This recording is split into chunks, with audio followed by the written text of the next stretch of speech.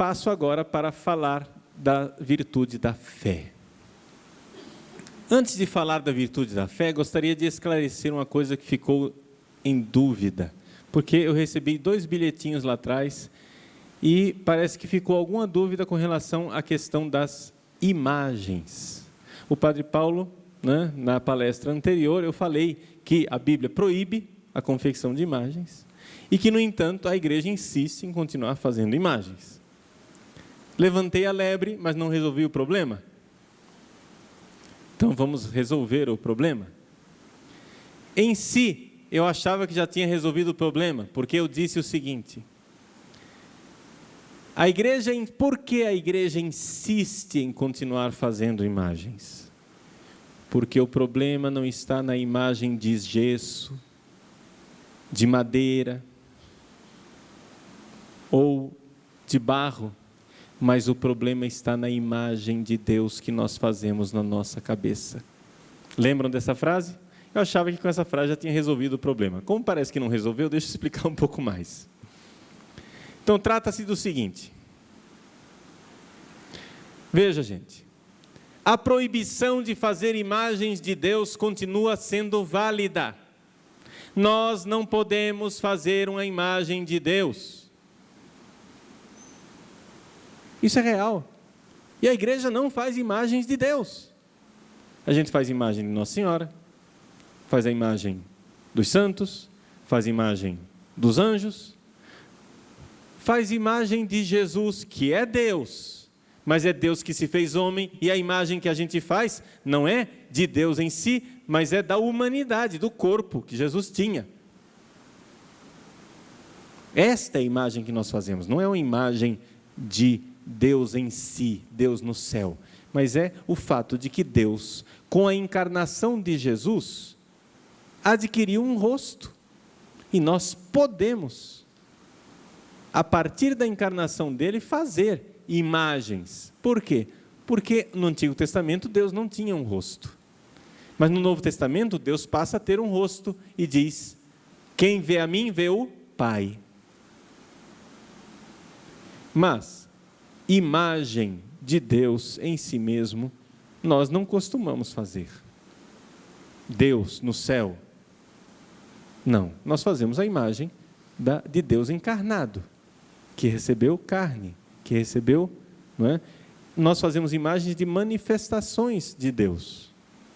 Por exemplo, nesse crucifixo aqui atrás, vocês veem Jesus crucificado, e isso é uma imagem de algo que realmente aconteceu.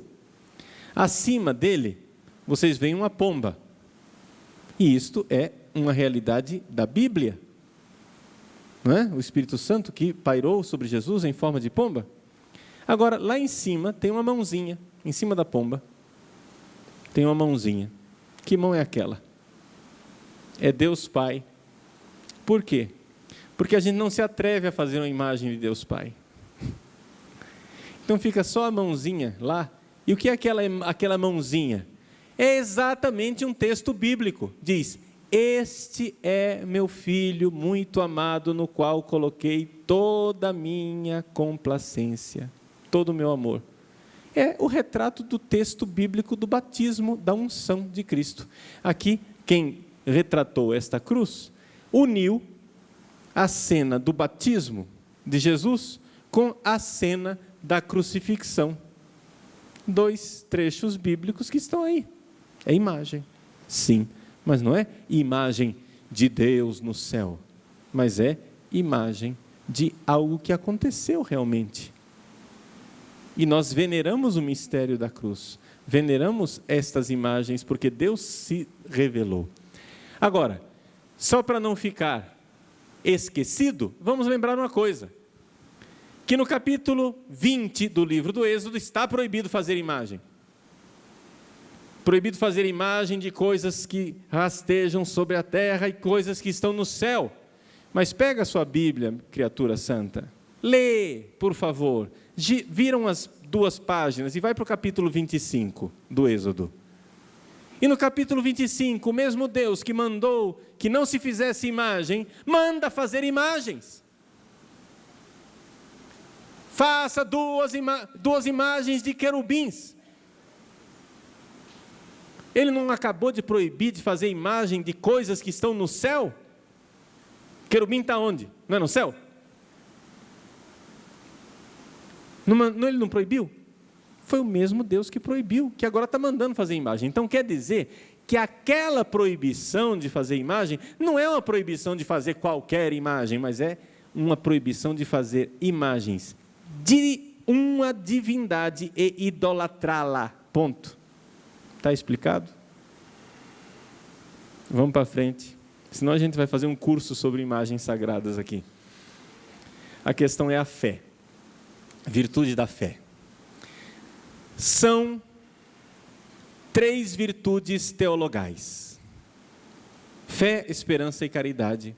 E eu gostaria de falar aqui da virtude da fé. Nós poderíamos fazer um aprofundamento inteiro, com 7 palestras só sobre a virtude da fé, porque é uma riqueza muito grande. Eu não vou fazer isto, mas vou simplesmente olhar para a virtude da fé como algo que faz parte da natureza do homem curado. Santo Tomás de Aquino diz o seguinte: faz parte da natureza do homem crer. Isto quer dizer que quem não crê, a incredulidade é contrária à natureza humana. Nós nascemos para crer. E se você não crê em Deus, mais ainda, se você não crê em Jesus, você de alguma forma não é uma pessoa que atingiu a plenitude da sua natureza humana. Está faltando alguma coisa em você. A falta de fé é uma doença espiritual. A falta de fé é uma doença espiritual. O ateu sofre de uma doença espiritual chamada falta de fé. E isto faz com que a pessoa fique doente em muitos aspectos. Eu poderia demonstrar isso de várias formas diferentes, mas vou demonstrar da seguinte maneira. Vamos notar, em primeiro lugar, que eu estou falando da fé divina, fé teológica, fé voltada para Deus. Mas antes de falar da fé voltada para Deus, vamos olhar aqui que existe uma fé humana, uma fé normal, tranquila, da própria natureza, que não necessita ter Deus como objeto. E a gente nota isso no dia a dia, a gente nota isso nas nossas crianças. Como é impressionante que as crianças recém-nascidas e crianças pequeninas, como elas confiam. Confiança. Elas confiam completamente. Você diz as coisas para ela, ela confia, ela acredita. Imagine, você dá a mamadeira para o bebê. Imagine se o bebê desconfiasse. E ele começasse a dizer assim: não, será que tem veneno dentro da mamadeira? Acho que eu não vou beber não. Se nós tivéssemos esse tipo de desconfiança, se nós não confiássemos na cozinheira, todos os dias nós passaríamos por um drama. Meu Deus, será que colocou veneno na comida e agora? É ou não é verdade? Se nós não confiássemos no engenheiro que fez esse auditório, nós teríamos entrado debaixo desse teto?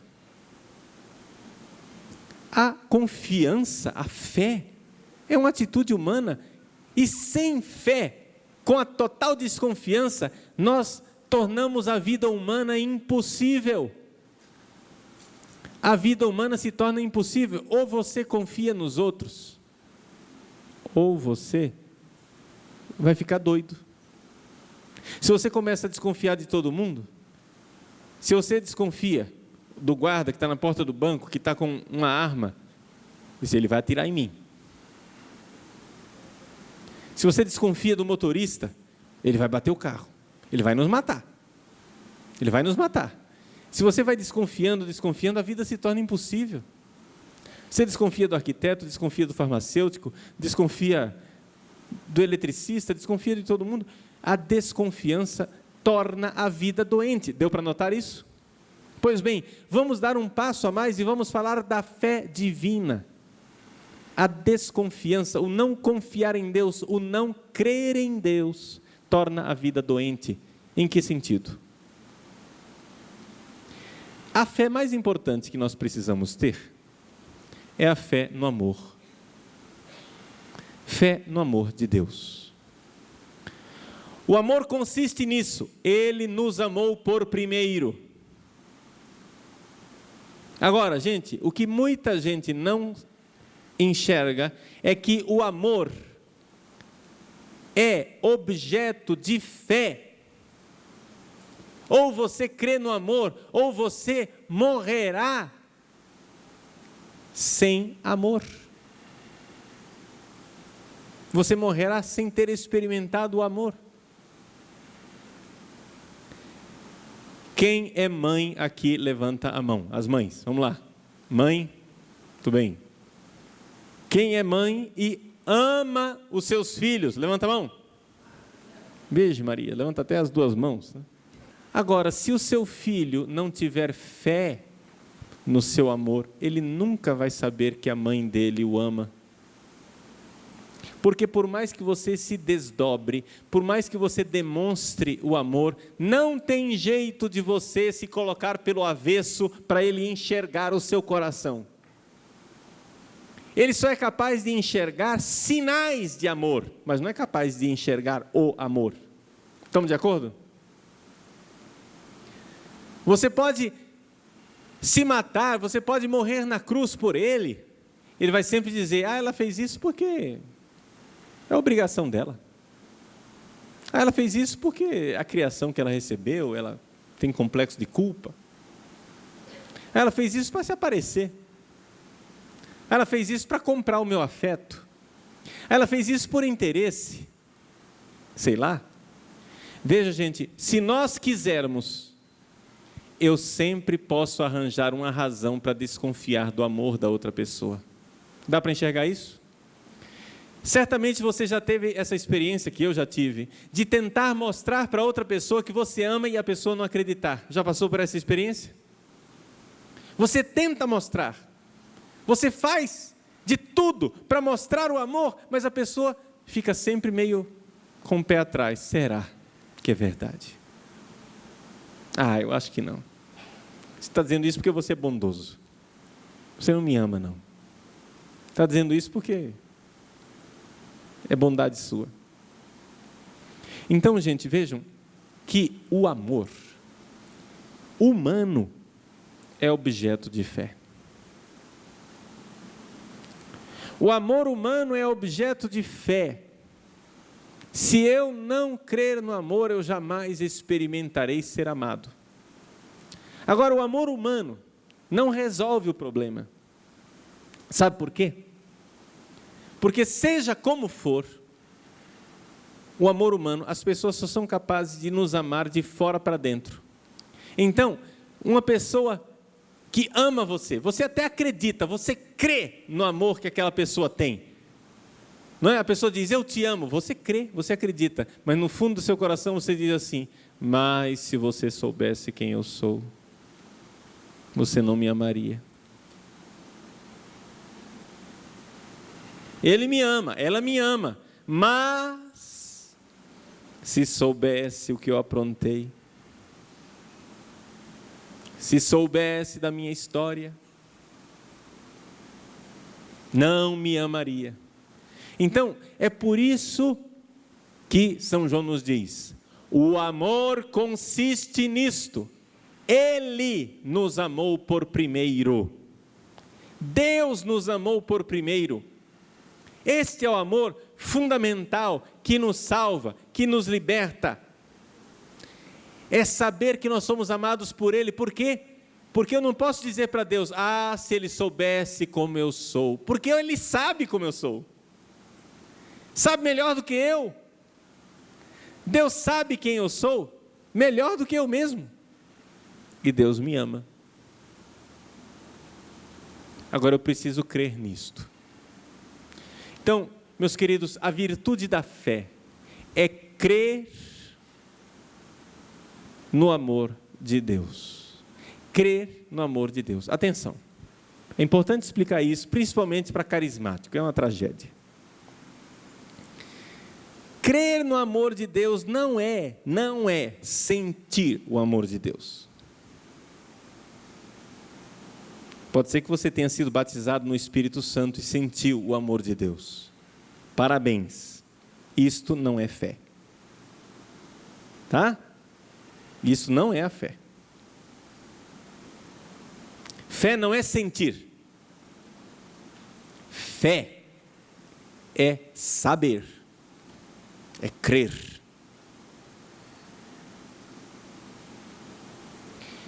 Eu sei que Deus me ama.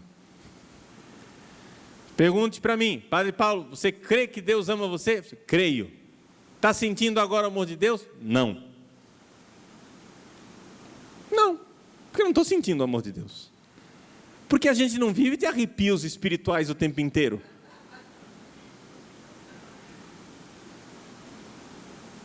Porque Deus dá uma chance para a gente, né?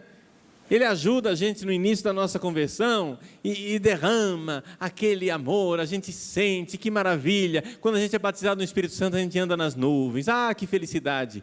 Graças a Deus, essa mamadeira seca. Acaba. Você não vai sentir para sempre, não. Agora tem gente que é cabeçuda e insiste nisso. E quando vê que o sentimento acabou, começa a fazer teatro.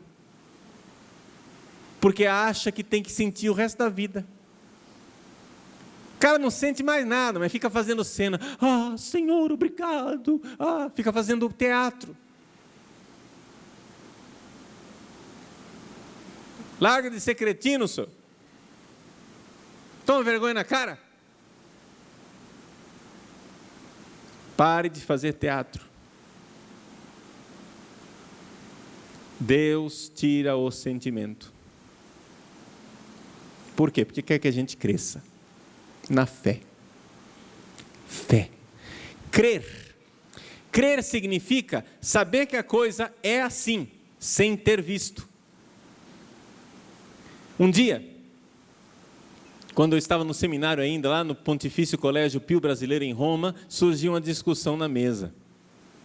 Vocês sabem que existe na Itália, em uma cidade chamada Nápoles, um milagre que acontece todos os anos, chamado milagre de San Gennaro, São Januário.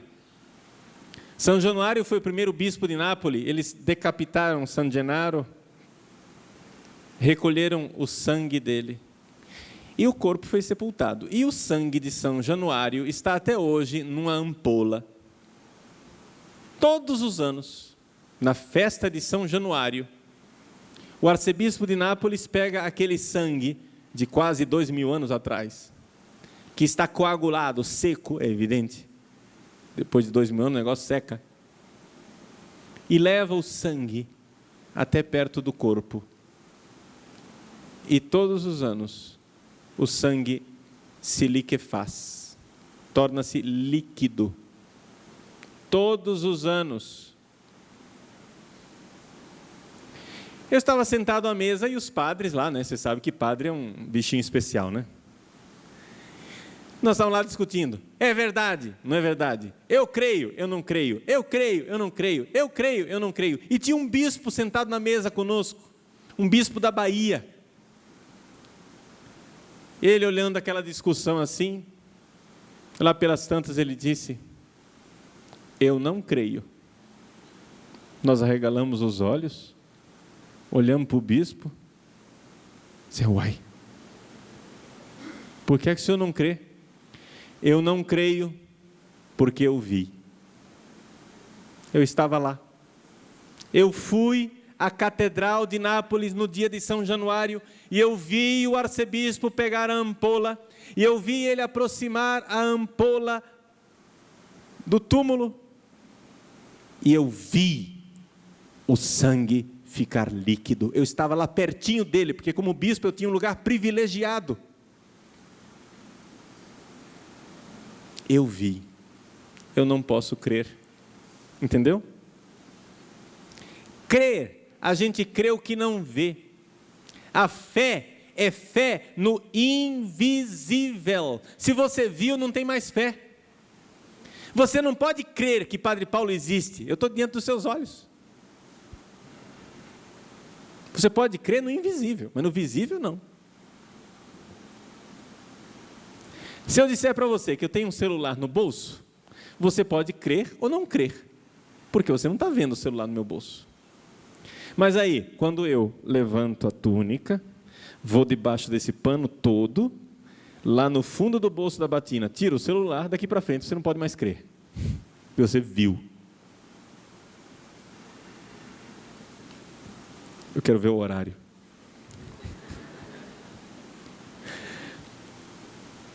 Então, a gente precisa crer no invisível. Crer no amor de Deus quer dizer o seguinte: eu creio porque eu não estou vendo. Eu creio porque eu confio. E o que é crer na prática? Crer no amor de Deus. Na prática, crer no amor de Deus é o seguinte: é dizer que Deus teve uma boa ideia quando me pensou, quando me fez. Deixa eu explicar para vocês. Quando eu era adolescente, eu não gostava do meu corpo. Não gostava do meu corpo porque eu tinha orelha grande. Tinha não, né? Tenho, olha o tamanho dela.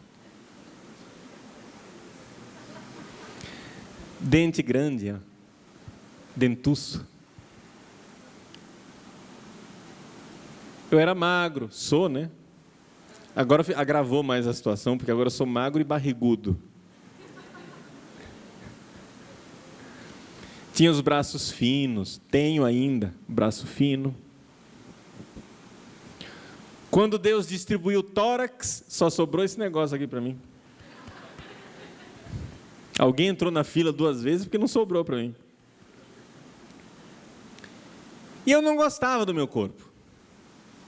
Mas aí, durante o 2º grau, né, agora chama ensino médio, durante o 2º grau, eu comecei a estudar genética. E quando eu estudei genética, eu vi que existiam inúmeras possibilidades de combinação genética entre meu pai e minha mãe. Eu pensei assim: será que das milhões de possibilidades de combinação genética entre meu pai e minha mãe, não podia nascer um cara mais bonito do que eu? Eu acho que podia. Por quê? Porque minhas irmãs, minha irmã mais velha é muito bonita, minha irmã mais nova é muito bonita. Esse negócio aqui que vocês estão vendo, né? Então eu pensei assim: imagina, um estádio de futebol cheio, 60 mil pessoas no estádio de futebol cheio de rapazes, todos filhos do meu pai e da minha mãe, das combinações genéticas possíveis, todos melhores do que eu, todos eles cabeludo, nenhum careca, todos eles com tórax forte, braço musculoso, todos eles mais inteligentes do que eu, mais simpáticos do que eu, mais santos do que eu, mais virtuosos do que eu, mais tudo do que eu. Imaginou? Aquele bando de homem bonito no estádio. As mulheres, por favor, não se comovam. Aquele bando de homem bonito no estádio. Deus se levanta do trono e diz: você aí. Quem? Eu? Você o orelhudo aí, dentuço. O careca, magrelo, do braço fino. Você aí. E eu meio desajeitado, disse: pois não. Você é quem vai nascer. Ué? Eu? É você. Por quê? Senhor, olha só, eles são melhores do que eu. E Deus diz: eu sei, mas eu amei você. Eu escolhi você. Mas Senhor, o Senhor podia encher o mundo de gente muito melhor do que eu. Eu sei, mas o preço seria muito caro. Você não existiria. E esse preço eu não quero pagar. Eu quero você. Eu te escolhi. Eu sonhei com o teu dia. Eu te quis. Eu te planejei. Eu te desejei. Problema, nós precisamos ter fé nisso. Por quê? Porque se nós fôssemos conselheiros de Deus, o que é que nós íamos dizer na hora de Deus fazer a gente? Nós íamos dizer assim: Senhor, careca não. Põe cabelo. Tira a barriguinha. Barriguinha não. Braço fino não. Um pouquinho mais de músculo. Um pouquinho mais. Um pouquinho, vai. Aí, ficou bom. É isso. Tórax, largo. Asa. Gente, o problema é o seguinte: uma vez que nós fôssemos conselheiros de Deus e disséssemos a Deus o cara, ou a cara, né, que deveria nascer, sabe qual seria a consequência? Não seria eu, seria um outro. Porque eu sou o resultado daquela combinação genética e um outro resultado seria outra pessoa. A partir daí, sabe o que aconteceu comigo?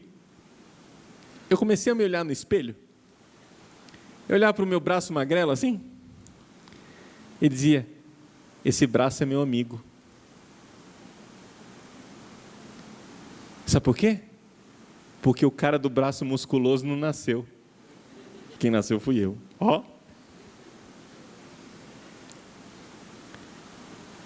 Eu olhava para a orelha grande e dizia: olha, essa orelha é minha amiga. Porque o cara da orelhinha pequenininha não nasceu. Nasci eu. Nhê.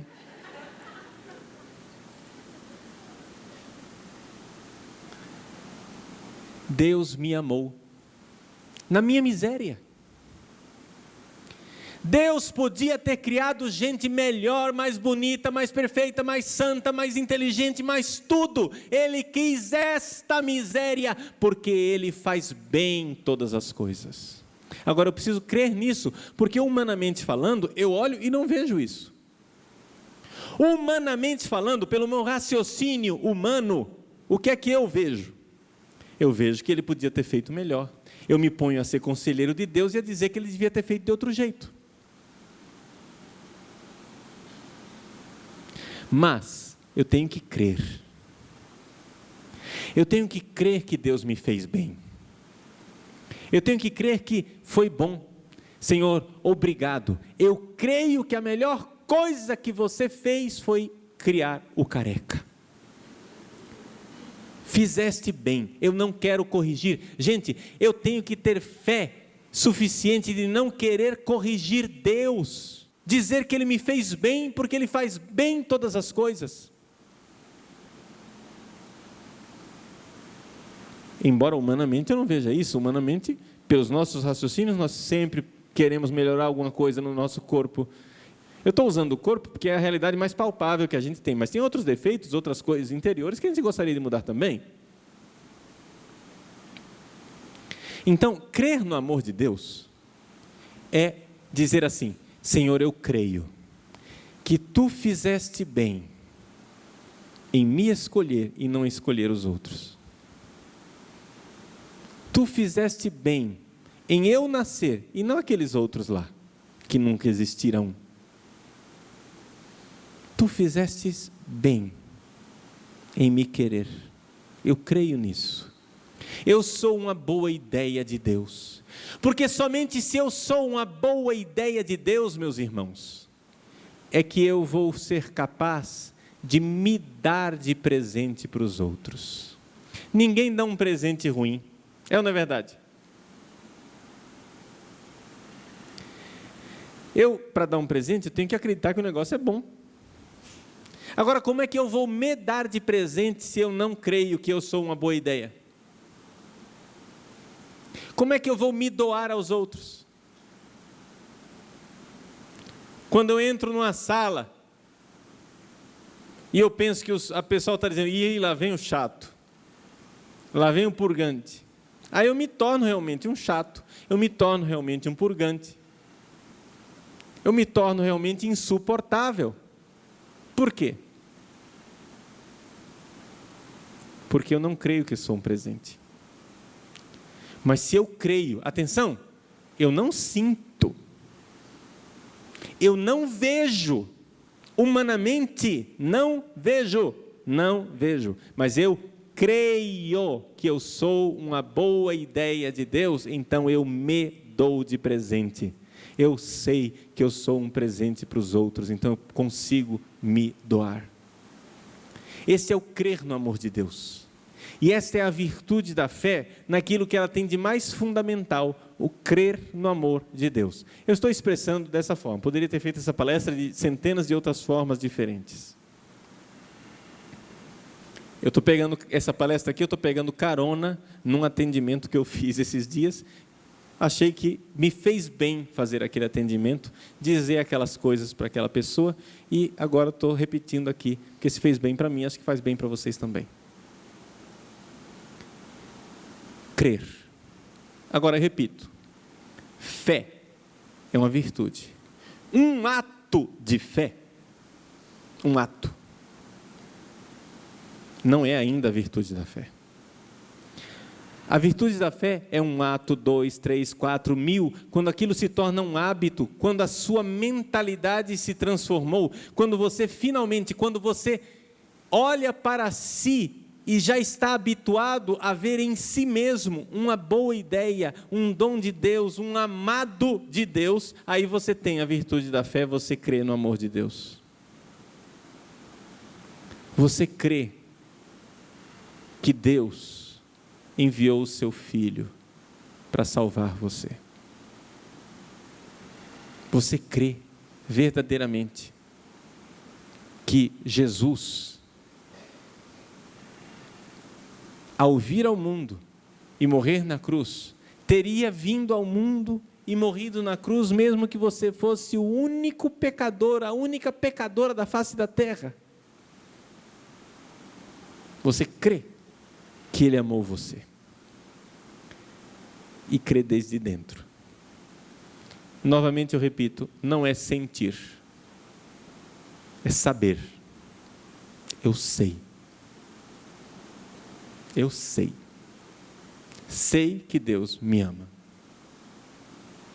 E isto é algo de sólido no meu interior. Isto é a coluna vertebral do meu ser. Isto me põe de pé. Quando de manhã eu me levanto da cama, eu sinto, ou melhor, eu sei que alguém me chama. É Ele que me chama à existência. É Ele que me chama a ter o meu dia e ser presente para os outros nesse dia. Por incrível que pareça, eu creio que eu sou um presente para vocês e creio que vocês são um presente para mim. Eu não vejo isso. Que eu seja um presente, eu não vejo.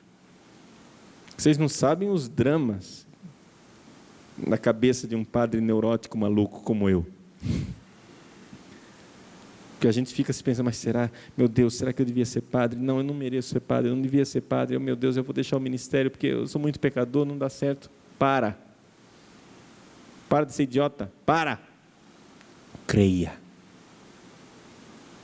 Torne isto uma virtude, um hábito, uma segunda natureza, de tal forma que se torna natural crer no amor de Deus.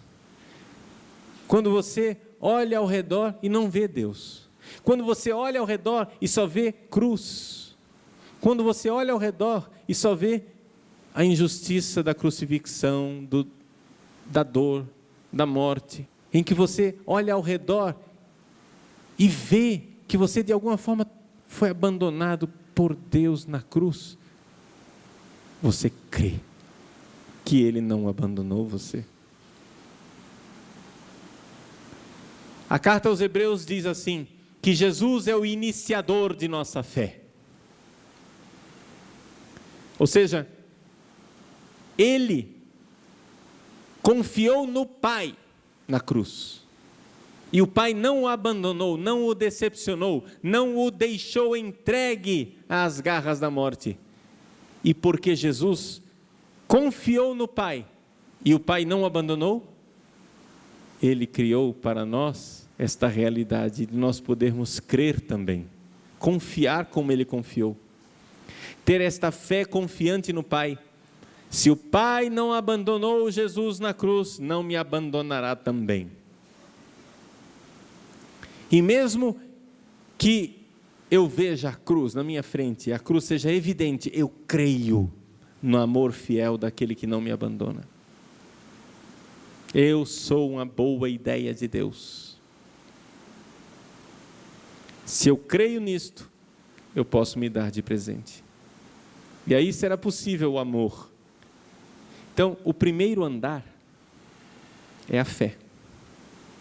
Porque eu creio, aí eu começo a ter esperança de que eu consiga amar. E aí depois, finalmente, eu amo. O amor é o terceiro andar.